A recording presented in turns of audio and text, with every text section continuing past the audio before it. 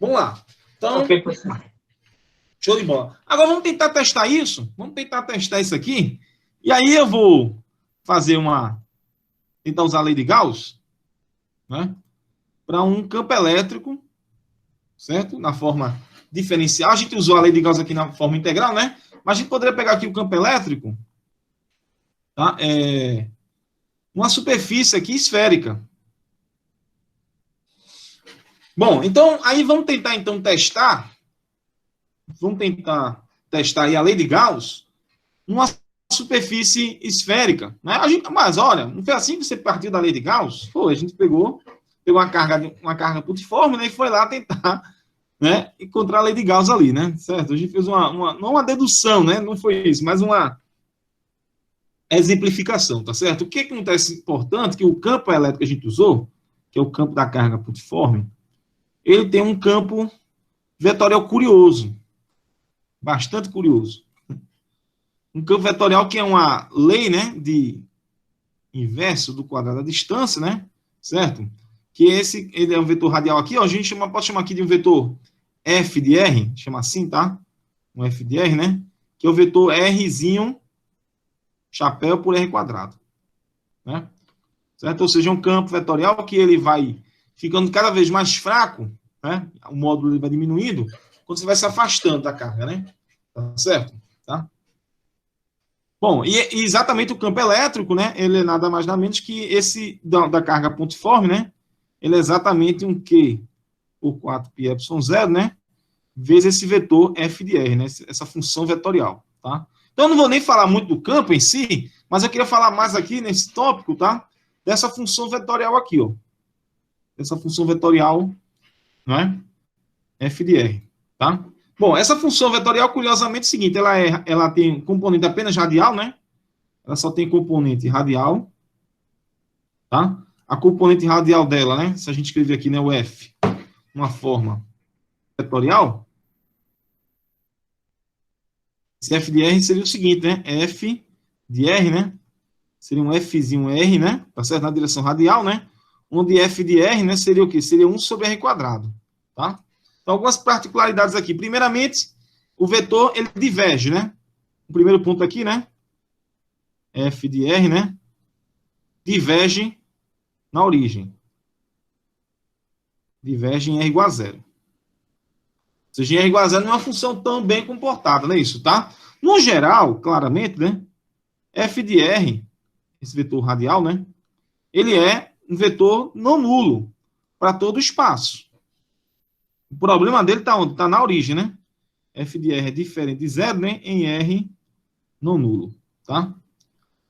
Tá? A não ser o r tendendo a infinito. O r tendendo a infinito, ele vai não ter problema, é isso, tá? Aí vamos lá, então, calcular aqui, certo? Vamos calcular, então, aqui esse vetor, esse divergente, né? Em coordenadas esféricas. Deixa eu ver se eu acho aqui o livro. Ah, tá aqui, né? Bom, aí se você pegar o livro do Griffiths,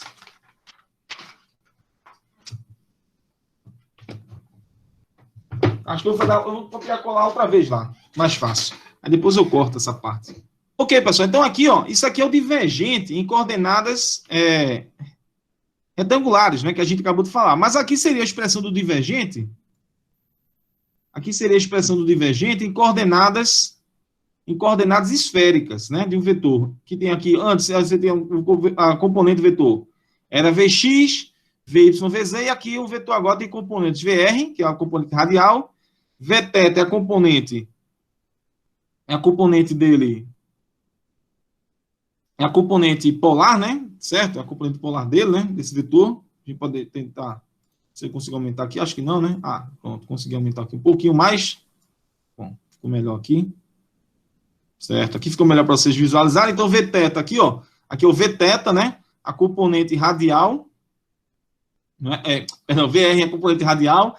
Vθ a componente polar. E Vφ a componente azimutal, né? Como o nosso vetor, ele só tem componentes radiais, né? A gente pode calcular o divergente dele usando apenas o primeiro termo ali. Confere ou não? Quem seria o primeiro termo? 1 sobre r quadrado né?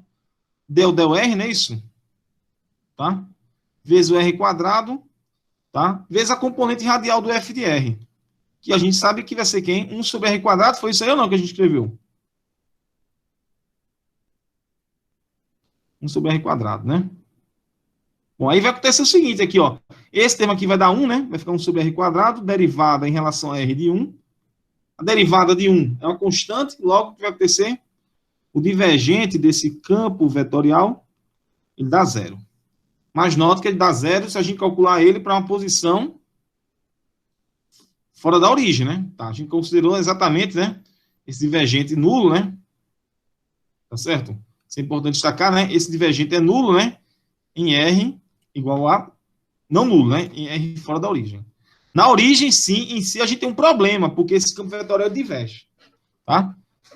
Em R igual a zero. Em R diferente de zero, perdão, né? Em R diferente de zero, tá? Beleza. Aí se a gente fosse usar o teorema da divergência, ia dar um probleminha aqui, ó. Se a gente for usar o teorema da divergência, tá? A gente vai fazer aqui, ó. Vamos usar o teorema da divergência. Vai lá. O integral, né, de fluxo, a integral de fluxo, a integral de superfície, né, do campo vetorial F, né, na superfície, é igual a integral de volume do divergente desse campo vetorial. Beleza? Então vamos lá. Vamos fazer isso aqui, ó.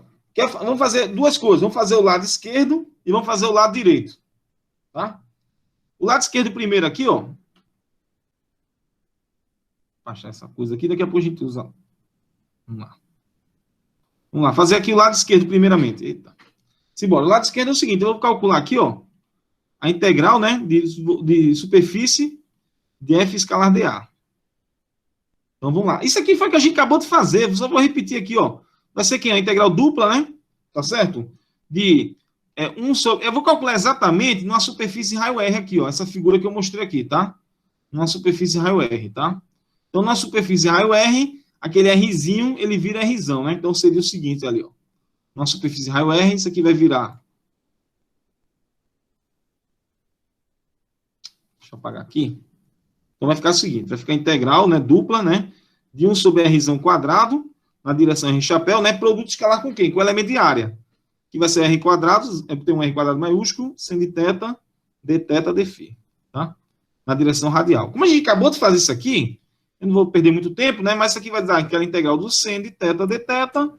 4π, né, de novo. Isso vai dar o 4π, perfeitamente, né, de 0 a π, né, e aqui está a integral de dφ de 0 a 2π, que a gente acabou de fazer, dá quanto? 4π, né? Beleza? Então, a integral de superfície, ela dá 4π. A integral de superfície é 4π. Tá dando bronca, né? Deu bronca aí, não foi não?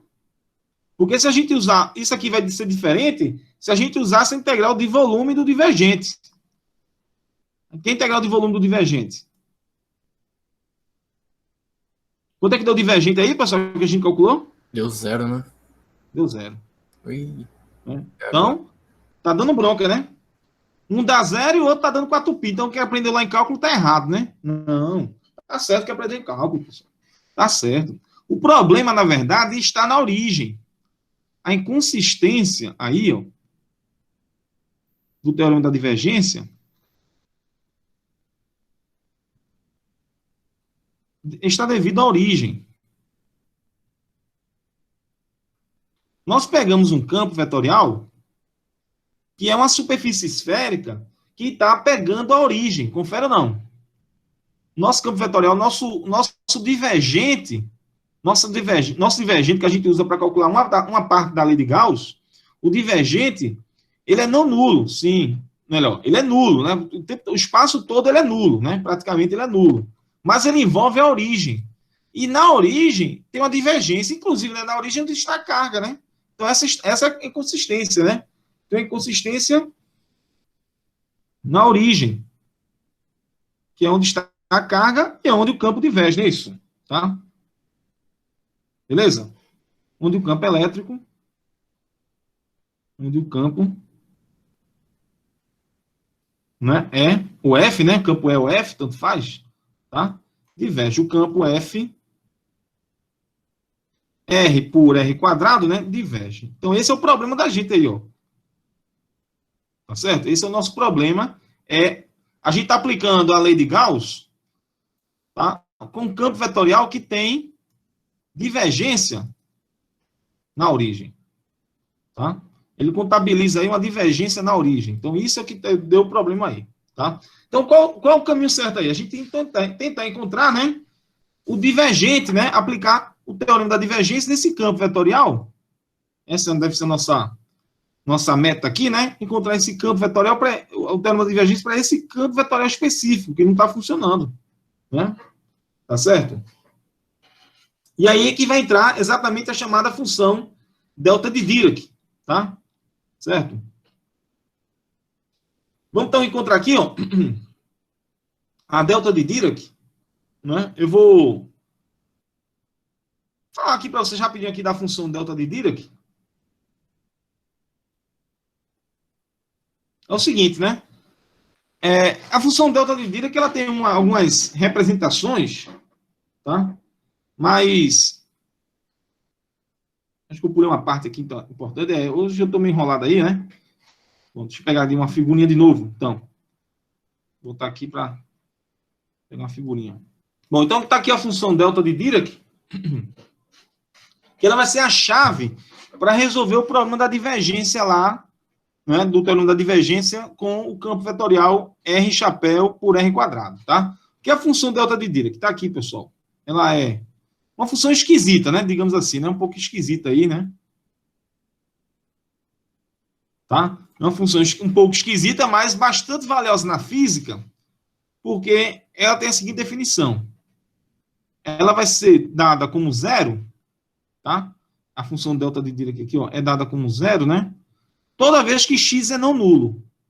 Toda vez que x é não nulo, qualquer valor do x ela é zero, né? Para x não nulo. E para x igual a zero, ela diverge. Ela diverge e vai para infinito. Seria uma função desse tipo aqui. Ela vem zero o tempo todo, ó. Ela vem zero o tempo todo, e daqui a pouco chega na origem, ela, puf, dá um pico. Isso aqui nem é ainda delta de Dirac, isso aqui seria uma representação, né? Que, na verdade, essa curva era para ser bastante estreita e infinita, né? Certo? Tudo bem? E outra particularidade da delta de Dirac é que a integral dela, né, dá 1. Certo? Você integra essa função, ela é nula o tempo todo, num ponto ela diverge e dá 1. Tá? Isso aqui é muito usado, né, nos cursos de física matemática para a gente escrever o que? Forças impossíveis, né? Certo? Forças impossíveis. Tá? Turma lembra aí de física matemática? Não? Lembrou da delta de Dirac? Acho que foi por isso que eu não coloquei. Por isso que eu não coloquei lá, porque acho que a turma já lembrava já, né? Aí aqui tem algumas representações da delta de Dirac, né? A mais comum é a representação retangular, porque ela seria aqui uma função que é, digamos assim, né? Um limite, né? Deixa eu pegar aqui a retangular, só colocar aqui do lado, né? Ela é nula, né? Digamos assim, né? O limite, tá? Desse gama tendendo a zero, eu vou colocar um delta de gama, que é o seguinte. Esse delta de gama é igual a gama, né? Se o módulo de x é menor que 1 sobre 2 gama. Né? Você vê aí, né? Se essa região aqui intermediária, né? E zero, se o módulo de x for maior que 1 sobre 2 gama. Então, ela praticamente ela é zero, né? Quase sempre é zero, a não ser nesse intervalozinho aqui, ó. Tá? A não ser nesse intervalo. Tudo bem? Boa, seria isso aqui, ó. A função retangular, né? Ela é praticamente aqui, ó. Ela é constante, né? Nesse intervalo, tá? E aí fora dele ela é nula, tá? A função vai ser nula. Boa? Tranquilo? Bom, então, essa é a delta de Dirac aqui, uma representação. Mas tem que tomar, na verdade, o quê? O limite não de gama tender a zero, acho que eu escrevi uma besteira aqui. Gama tender a zero. Não, gama tender a infinito. Quando gama tender a infinito, aí sim, aqui eu fiz uma besteira, né? Quando gama tender a infinito, aí sim, o que vai acontecer quando gama tender a infinito? Ela vai ficar muito alta, né? E muito estreita, não é isso? Tá? Bom, aí você pode brincar, você também pode ter uma representação triangular, uma representação de uma gaussiana, também pode ser, né? O gama aparece ali, né? No argumento da exponencial. uma lorentziana. Então, tem outras representações da delta de Dirac, né, que a gente poderia passar aqui algum tempo aí perdendo, né, falando, né, não perdendo tempo, né, mas falando bastante aí, tá? Isso eu deixo a vocês fazendo a pesquisa, tá bom? Bom, então eu peguei aqui uma função f de x, tá? E eu vou integrar essa função f de x com a delta de Dirac, certo? Sendo que essa delta de Dirac que eu tenho aqui, ó, ela está centrada não na origem, né? Ela está centrada na posição x0. Mas a mesma coisa, nesse caso aqui, a delta de Dirac não centrada na origem, é bem parecido a definição, né? Ela vai ser infinito, né? Vai ser infinita se x é igual a x0, né? E é nula se x é diferente de x0. Tá? Mesma definição, tá bom? E aí, a propriedade fundamental é o seguinte: o que acontece se a gente integrar uma função f de x, né, com a delta de Dirac centrada em x0? Então, de menos finito a mais finito. Bom, é claro que essa integral ela é praticamente nula o tempo todo. Por quê? Porque eu integrando aqui, ó, delta de Dirac, você diria, pô, isso aqui vai dar quase sempre zero, né? A não ser onde? Perto da onde a delta de Dirac está centrada. Digamos aqui, ó, x0 menos epsilon e x0 mais epsilon. Tá? Onde epsilon tende a zero. Então, isso aqui poderia ser, ó, aproximado para uma integral de x0 menos epsilon até x0 mais epsilon, tá? De f de x, delta de Dirac de x menos x0. Mas nessa região muito estreita aqui, ó, nessa região muito estreita que a gente vai tomar, a função, praticamente, ela tem o valor dela, assumindo, né, o valor dela em x0. É uma região muito estreita. Então, aquela integral ali, ó, poderia trocar, né, aquela integral por uma integral de x0 menos epsilon até x0 mais epsilon, tá? Com f de x0, né? Delta de Dirac de x menos x0 dx. Tá? E aí, no caso, você vai integrar aqui, ó, você vai tirar o f de x0 da integral, vai ficar a integral de x0 menos epsilon até x0 mais epsilon, né? E vai ficar a integral de delta de Dirac, mas a delta de Dirac, a área dela dá 1, né? Mesmo aquele exemplo ali do retângulo, mostrou isso, né? Ó. Porque se você pegar menos 1 sobre 2 gama até 1 sobre 2 gama, a largura desse retângulo é 1 sobre gama. Vezes a altura que é gama, isso aqui dá área 1, um exemplo, né? Tá? Então, tá aqui, ó, a propriedade fundamental da delta de Dirac, que é 1, a integral dela é 1, né? Então, você vai, não é uma propriedade fundamental, né? É uma das definições dela, na verdade, né? Então, isso aqui vai dar 1, resultado. Resultado, aquilo ali vai dar que essa integral da delta de Dirac, qualquer função, ela faz com que essa função assuma o valor dela em x0. Tá bom? Beleza, galera? Certo? Também pode existir uma delta de Dirac tridimensional. Tridimensional também, né? A gente também pode ter uma delta de Dirac, né? Uma função delta de Dirac também tridimensional. Tá? Olha lá, delta de Dirac tridimensional, ó, é uma função que vai ser assim, ó, vai ser uma delta de x, delta de y, delta de z. Tá bom? Certo? Então, o que acontece? Essa função aqui, ó, ela é nula, né? É uma função nula. Tá bom? Em todo espaço. Em todo espaço. Exceto onde? Na origem, né? Exceto em 0, porque na origem, todas as três deltas de Dirac vão divergir simultaneamente. Então, na origem, é a única região em que ela é não nula, né? E não nula e diverge, né? Ou é nula ou diverge, tá certo? Então, essa é a particularidade aí, né? A gente também pode fazer isso. Esse texto aqui.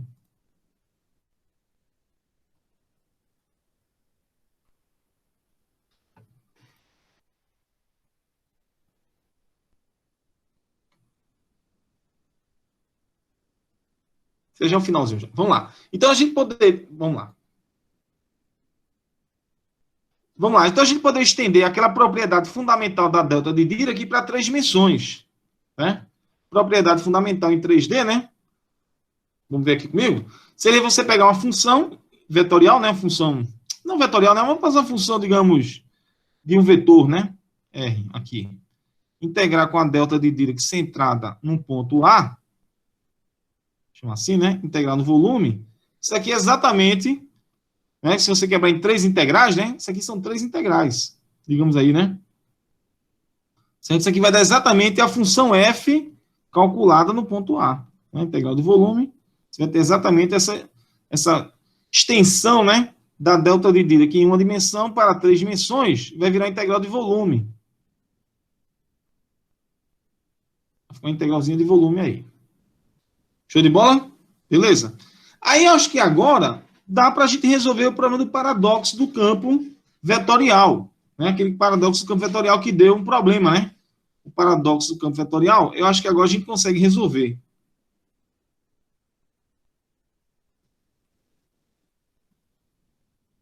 Paradoxo do campo vetorial. R por R quadrado. Qual foi o problema lá que deu? Não é? O problema foi que se a gente usasse o teorema da divergência usando a integral de volume, dava o quê, pessoal? Dava zero, né? Integral de volume, teorema da divergência, né? Usando divergente. Se fosse calculando o próprio fluxo do campo vetorial, dava 4π, né? Então, a gente tem que fazer o seguinte, ó, a gente precisa, na verdade... Bem, essa parte aqui, eu acredito que não teve problema. Por quê? Porque a função é bem comportada na superfície raio R. Então, isso aqui dava 4π certeza. Isso aqui dava 4π de certeza. O problema está sendo calculando o quê? O divergente. Mas o divergente dá erro sim. Por que dá erro? Porque aquela função ela não tem uma derivada bem definida na origem. Apesar de você ter calculado, a gente ter calculado zero para esse divergente, ele é zero, mas só se você considerar um ponto fora da origem. Tranquilo aí ou não? Então, essa integral de volume aqui, ó, certo? Ela dá bronca na origem. Então, se a gente comparar essa expressão daqui de baixo com a de cima, a gente poderia, de repente, escrever que esse divergente aqui fosse a delta de Dirac. Não é? Porque, de fato, se você olhar bem, ó, vamos escrever aqui uma integralzinha com a delta de Dirac em 3 dimensões. Vê se vocês concordam comigo. A delta de Dirac tridimensional, considerando a origem, a integral dela de volume dá quanto? Dá 1 ou não dá? 1. Dá 1. Dá 1, né? Isso mesmo. É isso, integrando todo o volume. Então, comparando essa expressão com essa, comparando uma com a outra, a gente pode fazer assim, pode pegar esse 4π e passar dividindo, né? Certo? Pode pegar esse 4π e passar dividindo. E a gente pode escrever o seguinte, a gente pode, comparando uma com a outra, a gente pode dizer o seguinte, ó, que aquele divergente de F, né, comparando uma expressão com a outra, né, seria, na verdade, 4π vezes a delta de Dirac. Né? O divergente, na verdade, é 4π vezes a delta de Dirac. Em 3 dimensões. Ou seja, a gente está calculando o divergente errado. Na verdade, ele é zero sim, né? Porque praticamente a delta de Dirac é zero em todo o espaço, né? Tá certo? É zero. Tá?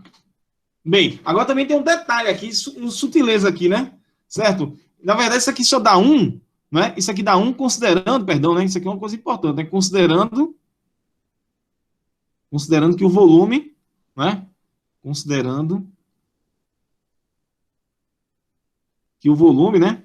Que V inclui a origem. Porque se V não incluir a origem, quanto é que daria? Se V não incluir a origem? Eu posso pensar assim, ó. Dá zero, né? Dá zero, é. Eu posso pensar o seguinte, ó. Perfeito, exatamente, ó. Ficar fácil, eu posso pensar no seguinte, ó. Pô.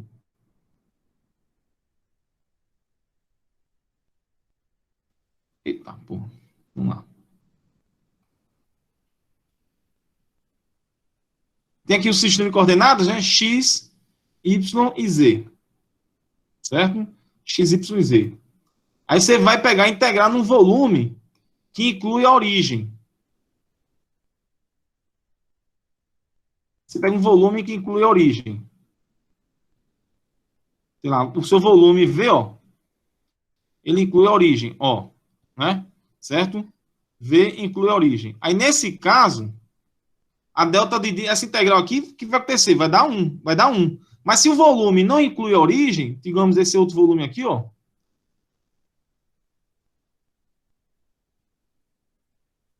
Vê, não inclui, né? Não inclui O. Aqui no outro O também, né? Vê, inclui O. No segundo, você não vai ter a delta de Dirac, né? Sendo integrada naquela região, tudo bem? Então, isso aqui, na verdade, a delta de Dirac vai dar zero o tempo todo. Se você fizer integral, essa integral, nessa região aqui, ó, a delta de Dirac dá zero o tempo todo. Se ligou aí? Não é? Agora, se ela tiver origem, aí é naquele ponto da origem que ela vai o quê? Vai divergir. Aí é uma região muito pequenininha, com o valor dela muito alto. Então, é ali que vale o quê? A área da 1, não é isso? Tá? Então, na verdade, isso aqui vai dar 4π, né? Isso aqui dá 4π, resultado aqui, ó. Essa expressãozinha que a gente vai definir aqui, né? Isso aqui dá 4π, certo? Se V inclui a origem. Se V inclui R igual a zero. E dá zero se V, se o volume, né, não inclui, né? Não envolve R igual a zero, né? Não envolve, não dá o R igual a zero. Tranquilo aí, pessoal? Tranquilo? Então, ou seja, como F também ainda, a gente lembra que F é aquele R por R quadrado, então, resultado, a gente pode escrever assim, ó, frigir dos ovos, que o divergente de R chapéu por R quadrado, o divergente de R chapéu por R quadrado, né, é igual a 4π vezes, né, a delta de Dirac tridimensional, né, em R. Show de bola?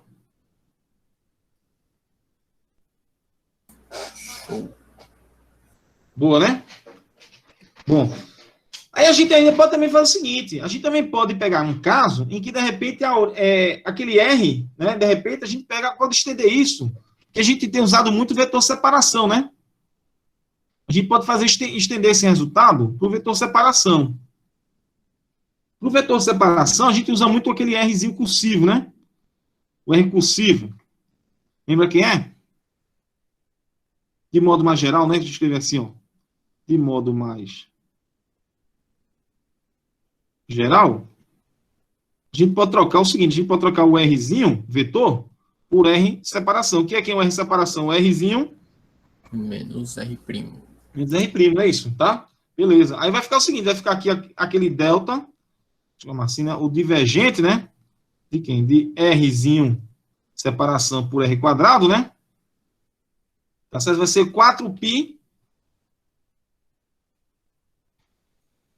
Vai ser 4π, né? A delta de Dirac tridimensional em R. Vou dar aqui embaixo.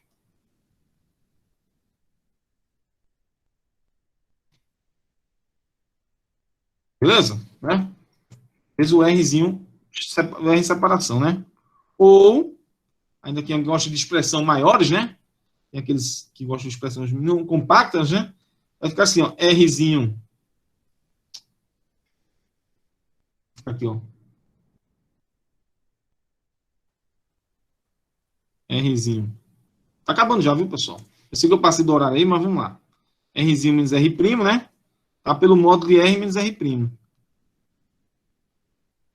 Tá bom? Ao quadrado, né? Certo? Aí é que eu não coloquei o quadrado, não, porque eu vou explicar. Porque eu coloquei o versor. Não, aqui eu vou colocar o cubo, para falar a verdade. Porque aqui eu coloquei o versor, que é o versorzinho R, né? É o Rzinho, versor, né? Vetor, pelo R. Então, já tinha o quadrado. Era para ter um quadrado aqui, que eu esqueci. Ninguém me lembrou, né? Mas aqui, como já tem um quadrado, vai ficar agora o cubo, né? Porque o R é isso aqui, né? O R versor. Tá? Então, vai ficar um cubo agora aqui, né? Mas isso aqui dá também o quê? 4π, né? Vai dar 4π, delta de Dirac tridimensional. Beleza? Tá? Bom, se você ainda quiser fazer uma brincadeira, tá isso aqui para baixo.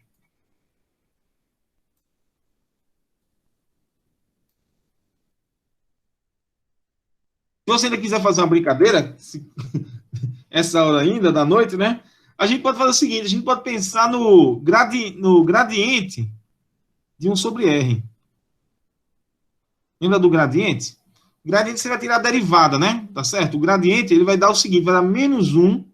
É bem fácil calcular o gradiente, porque vai ser a derivada em relação a R, possível, tá? Digamos que você pegar uma derivadazinha única, né? Tá certo? Em uma dimensão, isso aqui é a derivada em relação a R de 1 sobre R na direção de R chapéu. Então, isso aqui vai dar, na verdade, menos 1 sobre R quadrado R chapéu. Beleza? Mas esse cara aqui é o próprio o quê? É o próprio vetor separação, né? F de R. Tá? Então, se a gente aplicar de novo um outro nabla, esse gradiente vira agora o quê? Vira um laplaciano, né? Vira a derivada segunda. O laplaciano de 1 sobre R, né? Tá certo? Vai ser igual a... Tá certo? Na verdade, tem um sinal de menos aqui, né? Vai ser menos vai ser menos o divergente de F de R. Mas o divergente de F de R está bem acima ali, né? É uma daquelas expressões. Ou seja, o laplaciano é uma coisa que a gente vai precisar lá na frente, né? De 1 sobre R, tá bom? Vai ser igual a 4π menos 4π, só usando aqui a relaçãozinha, né? Delta de Dirac tridimensional em R. Tá? Deixar guardada essa relaçãozinha que a gente vai precisar lá na frente. Quando formos falar de equação de Poisson, né? Ou equação de Laplace, a gente vai poder usar isso aí na frente. Tá? Bom, eu acho que agora ficou entendido porque a lei de Gauss não funcionou. Ficou claro aí ou não, pessoal? Porque a lei de Gauss não funcionou lá naquele problema da carga. Não é?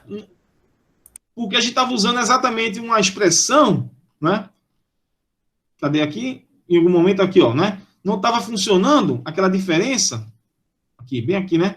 Porque a gente estava usando divergente errado, não é isso? Confere ou não? Se você usar agora o divergente correto do campo vetorial e integrar no volume, claro que isso aqui vai dar 4π. Fechou aí ou não? Então, o problema, na verdade, estava naquela questão do divergente que estava sendo calculado de forma errada. Certinho? Pessoal, deixa eu só finalizar aqui uma... Então, vamos só aqui finalizar, né, a parte de lei de Gauss, né, que a gente discutiu na aula de segunda-feira, tá bom? A gente discutiu a questão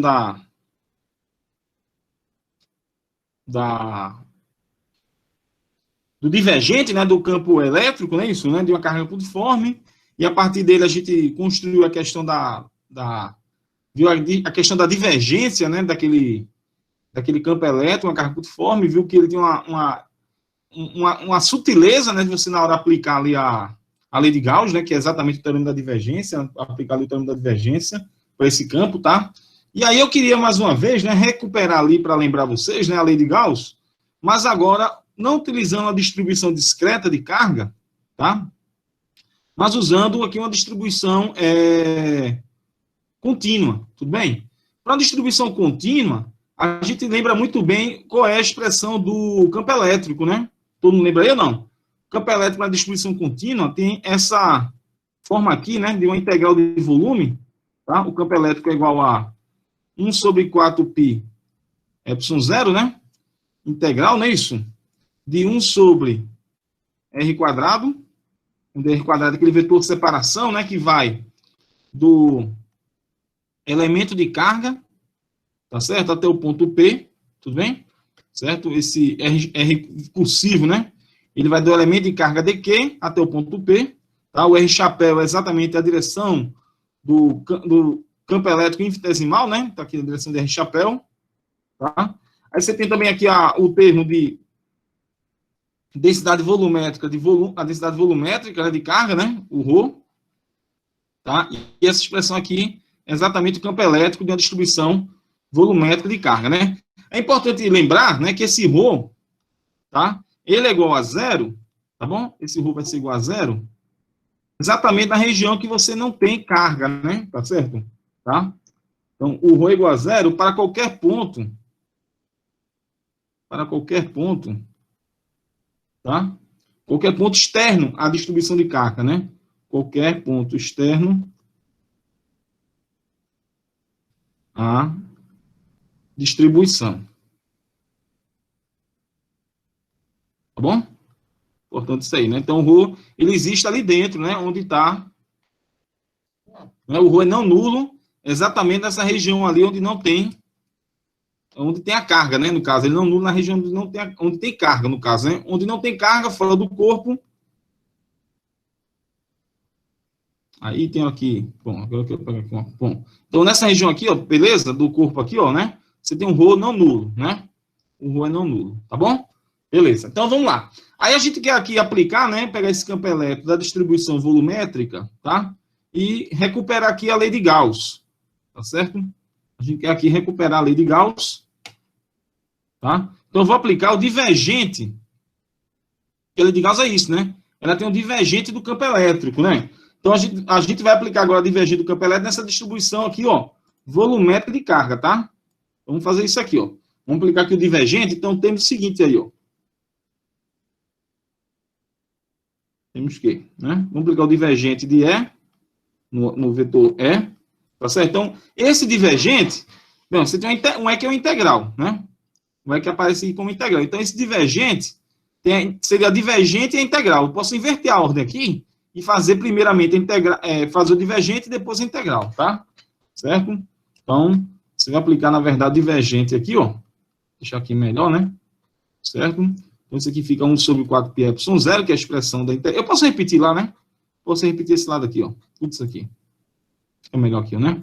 Vamos ajudar aqui, né? Copiar, colar. Tá? Então, você vai aplicar o divergente dos dois lados. Não foi, não? Vou pegar de novo. Copiar. Opa. Pegando aqui. Bom, agora foi. Então, aqui eu apliquei o divergente dos dois lados daquela equação do campo. Na verdade, não quero isso aqui, né? Isso aqui já está do lado esquerdo. Eu quero aplicar o divergente aqui, tá? Tudo bem? Então, aplicamos o divergente. Aí eu vou inverter aqui a ordem, porque o que está aparecendo? Aqui você está tirando o divergente da integral, mas você poderia fazer o contrário. Você poderia primeiro tirar o divergente e depois integrar.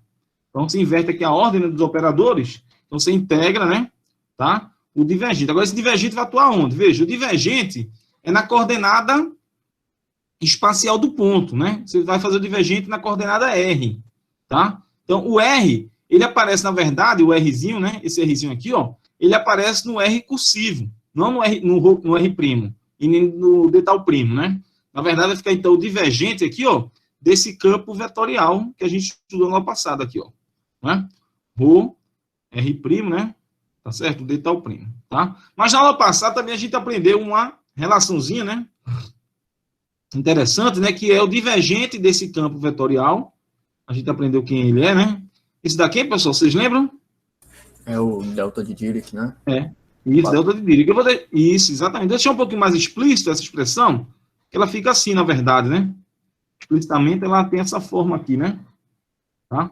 Lembrando que o R, quem é o R cursivo aí, né? O R cursivo é R menos R'. Aí aqui eu vou botar o módulo, né? R menos R'. Aí eu tenho que ter um cuidado de colocar o cubo, tá? O cubo porque aqui está o quadrado, e aí fica o cubo porque o ali é um versor, né? O versor é o vetor pelo módulo, tá? E exatamente aí como o Genício disse, vai dar a delta de Dirac, né? 4π vezes a delta de Dirac tridimensional, né? Em R cursivo. Ou ainda, né? 4π vezes, né? A delta de Dirac em R cursivo, R menos R', tá? Tem uma sutileza ali que eu coloquei R versor, né? Parece que foi automático, né? Bom, mas tá aí, né? Outra coisa importante que eu quero lembrar é uma propriedade fundamental da delta de Dirac.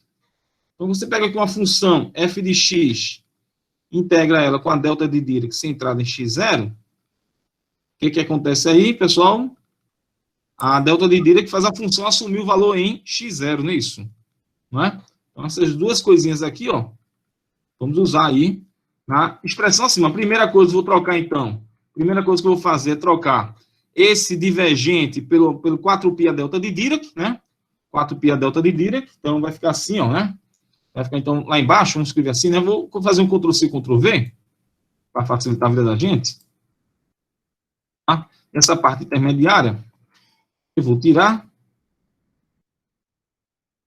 Tá? E ali também eu vou copiar, colar, para ganhar tempo aqui, né? Mas aqui, eu vou trocar isso aqui por quem, pessoal? Por 4π, né? Delta de Dirac. Tudo bem? Posso pegar aqui, ó, 4π, né? 4π vezes, né? A delta de Dirac tridimensional, né? Em R menos R'. Beleza, galera? O que vai acontecer agora, ó? Esse 4π simplifica com isso aqui embaixo ou não? Né? Aí você vai ficar com a integral do seguinte, veja, a integral de uma função, que é a densidade de carga, né? Multiplicada pela delta de Dirac. O que vai acontecer? Aqui tem um R', né? Tá? Para ninguém confundir, né? O R', o R', né? A integral é R', o que vai acontecer? A delta de Dirac é uma função par. Um exemplo disso foi aquela função retangular que a gente viu lá, né? Então, isso, na verdade, pode ser também escrito assim, né? Delta de Dirac, né? R' menos R. Algumas representações da delta de Dirac, né, indicam que é uma função par. Então, quando a gente fizer a integral da delta de Dirac com essa densidade de carga, simplesmente a integral de volume, né, vai fazer com que o ρ assuma o valor dele em Rzinho, não é isso? Onde a delta de Dirac está centrada, né? Em R, né? Resultado. O resultado aí vai ser o seguinte, ó. A gente vai ficar com o divergente, divergente do campo elétrico, né? Certo? Igual a, não é? O ρ vai assumir o valor dele em Rzinho, né? O ρ em Rzinho, por quem? Por ε0. Beleza, galera? Então, a gente recupera aqui de novo, né, a lei de Gauss, é isso, na forma diferencial. Eu não tinha feito isso, né? Estava um pouquinho já avançado o horário, então estou complementando aqui para vocês. Beleza, né? Mas a gente também pode usar aqui, né? Todo mundo vai lembrar, né? Lei de Gauss na forma diferencial. E também tem a lei de Gauss na forma integral. Aí você agora aplica o que? O teorema da divergência, né? Então a gente vai lá confiando agora que o teorema da divergência está resolvido, né? A gente contornou aquele problema do campo elétrico, né? Porque exatamente tinha uma divergência onde estava a carga pontiforme, né? Então você vai aqui para o teorema da divergência e lembra o seguinte, que a integral, né, de volume do campo elétrico, né? A integral de volume, a integral de superfície do campo elétrico é igual a integral de volume do divergente desse campo vetorial, né? Isso aqui vale para qualquer campo vetorial bem comportado, né? Tá? E aí o que vai acontecer, pessoal? Se a gente substituir o divergente, quem é o divergente? O divergente é a densidade de carga, né? Sobre quem? Sobre ε0, não é isso? Tá certo? Densidade de carga sobre ε0, né? Tá? É o ρ por ε0. Então, se a gente substituir ali, ó, vai ficar, então, o quê? Integral de volume, né? De ρr, tá? Esse 1ε0 eu vou botar aqui fora, tá? Do volume. O que é que dá a integral da densidade de carga no volume? O que é que isso aqui vai dar? Você está integrando a densidade de carga no volume. Isso aqui vai dar o quê? A carga total, não é isso? Né? A carga interna, né? Envolvida pela superfície, né? Gaussiana, né? Então, o que você estava fazendo é o seguinte, você estava pegando uma superfície, que você fez ali, né? No cálculo ali, né? O que você estava fazendo é isso, né? Você tem aqui uma superfície. Tudo bem? Então, da divergência é bem claro, né? Você tem aqui uma superfície, e aí você tem um campo vetorial, aqui, né? Você tem aqui um campo vetorial. Né? Você tem aqui um elemento de área, dA, digamos aqui, né? Um elemento de área dA. Ó, vamos lá. Não ficou bom esse desenho? Deixa eu melhorar aqui um pouquinho. Então, tá aqui, ó. Você tem aqui um elemento de área, né, representado pelo vetor dA. E ali você tem um campo elétrico E. Tá? Certo? Na verdade, o campo elétrico está representando ali, né? Porque o campo está saindo da superfície, né? Então, você tem um fluxo. Esse fluxo é dado exatamente pela integral de superfície aqui, né? Esse cara aqui indica exatamente o fluxo. Certo? Mas você pode calcular o fluxo tanto pela integral de superfície, como também pela integral de volume, do divergente desse campo vetorial. Então, você também tem um divergente desse campo vetorial aqui dentro. Não é? Então, você pode fazer essa troca aqui, né? E exatamente essa superfície, ela envolve o quê? Uma carga. Tem uma carga aqui dentro, né? Essa superfície tem uma carga aqui dentro, envolvida, né? Que é o que chama de Q-env, Q envolvido, né? Beleza, que é exatamente aquela expressão, resultado. Resumo da ópera aí, né? Aí você vai ter o seguinte, você vai ter então integral, né, de escalar dA, tá certo? Igual a Q envolvido, na carga envolvida pela superfície gaussiana, sobre quem? Sobre epsilon zero. Tranquilo aí, galera? Alguma dúvida aí, pessoal? Por enquanto, tá tranquilo. Tranquilo? Alguma dúvida? Boa, né? Então, essa foi, finalizando aqui, né? A gente tem a lei de Gauss, né, na forma, tanto na forma diferencial, não é, como na forma aqui integral, né? Tá? Beleza.